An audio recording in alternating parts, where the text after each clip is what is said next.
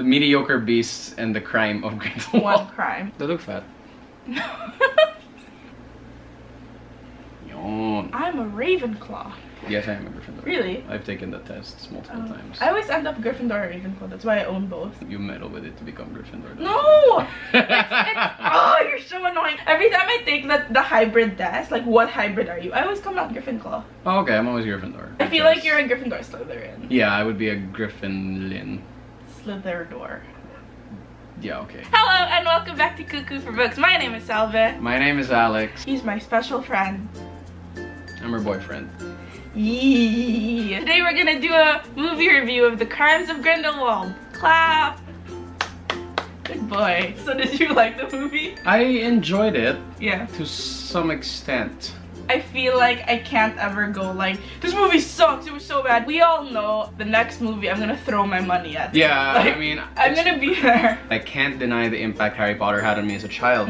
So when, you know, I can't not watch it, even though I thought at first, why are they making a movie about fantastic beasts? I can't say I didn't truly not enjoy it. Wait, I was so full of double negatives. I guess I truly did not. I enjoyed it, but I feel like it is the weakest movie in the entire Harry Potter franchise. This had no book to reference. They had all the liberty to do whatever they want. Which I think they should not have had. I feel like it was a kid let loose in a candy store. Instead of focuses on one candy and like, okay, I'm gonna savor it. I want this one, I want this one. And then the kid gives himself a stomach ache. There were too many things going on in the movie. Yeah. What did you like about the movie?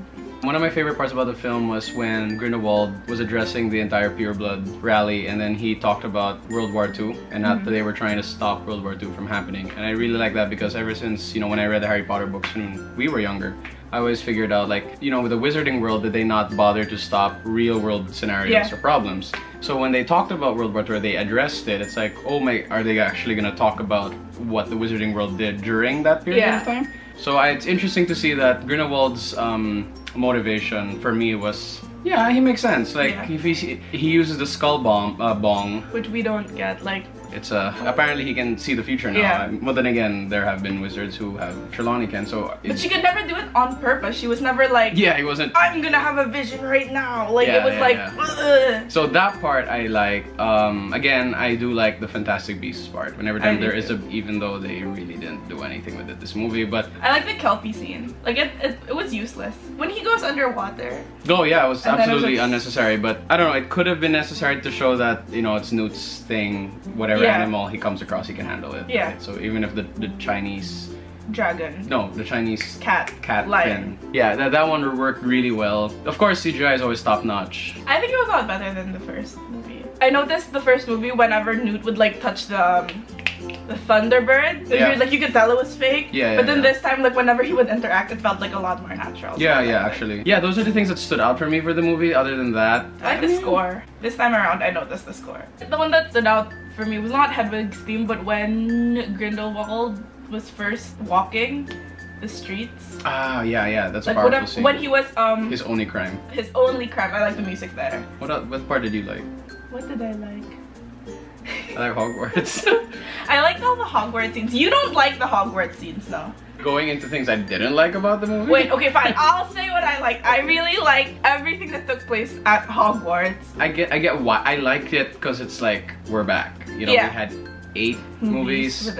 We technically have only had 6 movies where they have like fun at Hogwarts, because the last 2 movies was War at Hogwarts and the other one was not set at Hogwarts at all. That's true. And so it's been like, as the movies went, you know, as we got closer to the end game, it got darker. Of course it had to get darker, right? Because, you know, Voldemort's on the roof. We have no time to do any of the character development anymore. We're all just doing stuff. It was nice to see regular students having regular class at Hogwarts. I admit, cute. It's cute. Hogwarts was depicted to be very medieval England with their timeless place. Yes, it's timeless place. So they stuck to their robes. They stuck to the pointy hats and the weird hats and everything, and the growing out of the beard really long. That was the in fashion. Why is 1920s Hogwarts, so everyone apparently got, did we reverse in time? Do you think Newt's like Indiana Jones? If Newt was not in the movie, everything would have ended the same. The Niffler's more useful than Newt. I love Newt. I do like the, you know, when they commented that yes, he's in the spectrum. I do like the representation, that it's not, you know, shoved in your face representation. It's just take it as you will. I have to admit that I think if Newt was not in this movie, no, everything would have stayed the same. Right? So yeah, Dumbledore being game, you can all go through all like the research. Yeah. I really don't think there should be any problem with it. Yeah. What matters is you're a good person, right? I mean, debatable whether or not Dumbledore's a good person. Yeah, he okay, uses but like young boys. Like the way the it's portrayed, they didn't want to address that Dumbledore and Grindelwald had a very intimate relationship. They were quote unquote more than brothers. So they resorted to a blood pact, and I find that such a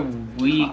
It's a plot device to get you to just accept that Dumbledore will not move. Fine. I would accept a more emotional reason. I can't fight him. Why? Because I love him, or he's like a brother to me. Or like, what if he was the one who saved his sister, therefore he owes him a debt? Yeah, like, you saved my sister. Yeah. That's the problem when you make prequels. So you have to be careful that you don't destroy the source material. And a lot of things that's happening now is that she wrote the source material and she wrote this film. It's not like it's a new set of writers. She wrote the source material. I have no idea what JK is doing, because for example, like when Newt does the thing with the spell when gold dust, and then he can start. That's the stupidest scene in the entire movie. For me, I'm like, if you know, if Hermione had this, like so many things would have been solved if they had this spell. Or apparently in the past we have ranged Lumos. Like, it was taught that Lumos was at the end of your wand. You had to hold it. And Newt is shown to having to do Lumos, and he has to hold his wand in his mouth to do like surgery, right? Why couldn't he have like flitted it above the guy's body? Why can Tina do Lumos, and then the orb's like way over there, and you're like... And apparently she goes, Lestrange, so you can also command Lumos to search now? Search names. That's my problem. Like, so a lot of the spells, they're not respecting the source material. They weren't respecting the source material, and they weren't properly explained. Because if you're gonna add to the source material, at least explain. Like the gold dust thing, I was like, what's the basis in this? Like, what's the...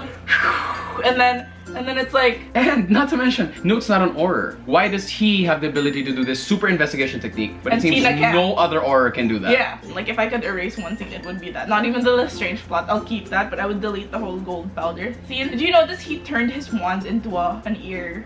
Yes. I'm pretty sure you can't transfigure your own wand without a spell. He just goes like this, and then it turns into an ear horn, and he's so good with his wand. So good with his wand. The Grindelwald scene at the end when he casts the blue dragon flame, the Aurors start to run away. When it's shown, like, I think people have been apparating. When 3 minutes later, 2 of them escape, the fire tries to reach up to them, and then it just goes whack because they disappeared. Because they apparated. You're telling me these Aurors decided to run away from fire when they could have just apparated? Shall we go into our theories? Yeah, okay, yeah. I have this big theory that I told Alex after we watched it for the first time. The second time, we kind of confirmed it. Yeah, we kind of confirmed it. I'm on your side here. Yeah. So like, we're not gonna go into the whole Johnny Depp, like why he should have been boycotted or why he should have been replaced in this film, because you can do your own research on that. But our theory was, so when Johnny Depp was gonna stay in the movies, everyone was like, we're gonna boycott this film because of the allegations, and then because they were like, oh shoot, people are gonna boycott this if we're gonna make it all about him. The original draft for the film was supposed to be all about Grindelwald because it's called The Crimes of Grindelwald. But then because all this anti-Johnny Depp sentiment came out, they had to be like, we have to shift focus. Let's add a lot of plot points that aren't even supposed to be in this movie. And let's just like throw them in to distract from Johnny Depp. Johnny Depp gets like 10 minutes. I want to say 10 minutes. I would give it at least 15. 15 minutes. It's not like Voldemort. When Voldemort comes in, they've established his history of being evil. Here, he's in jail. We actually don't know why. Everyone just hates him. That's true, that's true. Like, if you see the first movie, everyone's like, it's Grindelwald. Let's arrest him. That is very true. Why? What did he do? Did he murder everyone? He's like anti-muggle, but what has he actually done? Yeah, because if you think about it, as they said, it's not illegal to hold a rally. Has there been a Muggle massacre? Has there been... So I think that the original film was supposed to be that. It was supposed to delve into Grindelwald, what he does, why he's anti-Muggle. But because of this whole Johnny Depp fiasco, they were like, let's cut that. Let's just have everyone assume he's bad and take our word for it. And let's throw all these other plot points, like the Lestrange plot point, the Credence plot point. Lita was just, you know, the character. I really didn't like her character. The whole Lestrange plot point. I feel like it was scheduled for a future movie. It was too developed to have been a late edition. No, I get it. But at the same time, it wasn't well done enough to have been there from the beginning. So my idea is Nagini was supposed to arrive maybe movie 4. The Lestrange plot should have been movie 3, but because they were like, oh, PR, they were like, she did nothing in this movie. Like, if you saw the trailer, you're good. Watching it the second time, we also had this thought, and this is our theory. No, not confirmed. Not confirmed, but we think she was probably added during reshoots because she does not interact with any other character except for Credence. If she's on screen with other characters, she's in the background where she could have easily been like, where she could have been edited in post. No other character references her. No. Like, nobody's ever like, and you are? Like, she's just there. So we think that Nagini was never supposed to be a part of it, and then they were like, ooh, I wonder what's a shocking thing to distract from Johnny Depp. Let's put Nagini in. But we already filmed the movie. Let's just put her in like some scenes and like edit her in. And where can she fit in the most so it won't impact everything? Yes, and Credence, and it would be with Credence. A lot of Credence's scenes are also shot solo. I mean, it would have been easier to do reshoots with one actor than the whole cast. Than the whole cast. Not to mention, if you guys do watch the movie, we noticed this. The movie has 2 different kinds of cinematography. There's the regular one, which is majority of the movie. The beginning scene with Newt, the one where we're introduced to Lita and Theseus, and the crypt scene, both have a lot of shots where they like to focus in on just the face. Head up, and like I usually film. I cannot fathom why, because no one did that. We didn't have a close-up of Jacob, we didn't have a close-up of Queenie, of Tina, of Nicholas Flamel, of all people. Dumbledore didn't have one. I mean, he did. He just had his, you know, turned back. Only those 2 scenes had that kind of shot. Makes you wonder, were these just added in? The second time we watched, we were super focused on the crypt scene where Lita was giving her monologue about what really happened to Corvus, and then we were like, huh, that's weird. It's mostly like solo shots. The one time Newt talks to her is he's in the background, very blurred from the neck down, and it could have easily been a body double. So we feel like Lita was supposed to initially have a part. They somehow decided to extend it or expand it towards the latter scenes. The Avenger, if I have a blood vengeance against this guy, I would have just expected they walk in, Credence is on the floor. Why is he monologuing? That's true. It's like, I'm gonna kill you. Kill him, man! That was such an extended scene. Jacob arrives to look for Queenie and he gets held up. And the next time we see Jacob, he has no lines. You don't think Newt's like, what are you doing here? Yeah, the last time I met you, I left you at Nicholas Flamel's house. Why are you here? Yeah. There's no concern for, Newt, you okay? Upon watching it the second time, it was very clearly an add-on. Yeah. And I'm sorry to say, if it actually wasn't an add-on, it's just bad. That's bad. If it was added late, that explains its crappy quality. If it was not added late, it's just bad. I have no words if that was an actual part. But the Lestrange backstory had enough holes to sink everything. Lita did this thing, right, where she switches the Dumbledore baby for the Lestrange baby, whatever. So we know that the reason they were on a boat, the reason why they didn't apparate or use the flu net, movies to figure it out. Yeah, it took us 2 movies. It's because they were trying to hide magic. That's why they got on a Muggle ship. Are you telling me that this little kid Lita somehow found another magical baby to swap with, and not just any magical baby, but the Dumbledore baby? My thing is, we're talking about the Dumbledores, okay? Literally in the movie, if you're in the time of need, a phoenix will come to you. Okay, we're talking about one of the strongest, most prominent magical families in the Harry Potter universe. What were they doing on a Muggle ship? Well, one, what were they doing on a Muggle ship? Were they like, ooh, let's be local? I don't know. Or 2, are you telling me a child walked into the Dumbledore room, swapped babies, and the Dumbledore family didn't know? Didn't know, This is the all-powerful Dumbledore family. Are you serious? See, this is what I feel happened. People were like, it's J.K. Rowling, she can riot, let's just give her free reign. And then they got the first, and they're like, this is not how it's supposed to be. No deduction or hit to the J.K. at all. She made one of the most best but you can be a really good, but just like it's you a can different be a beast, really an good, beast. like you can be a really good movie actor, but you can't do stage. You can't do stage. Like theater.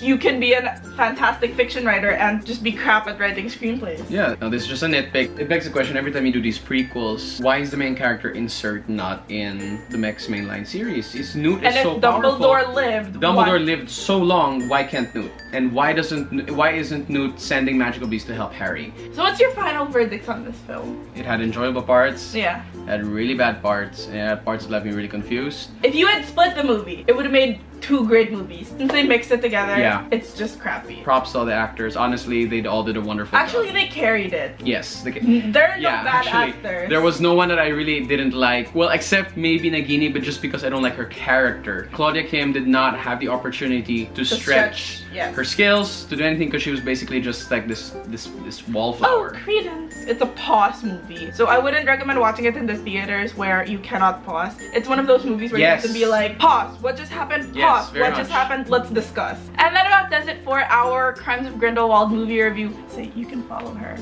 You can follow her on Facebook, YouTube. No, I don't know. What do I say? Twitter and Instagram. You can follow her on Twitter and Instagram. What? At Cuckoo for Books. Please subscribe. So you can follow her at Instagram and Twitter. It's at Cuckoo for Books. If you enjoyed the video, please hit the like button. And if you want to see more of her videos and hopefully more of me, hit the subscribe button. Bye! Bye! Good boy!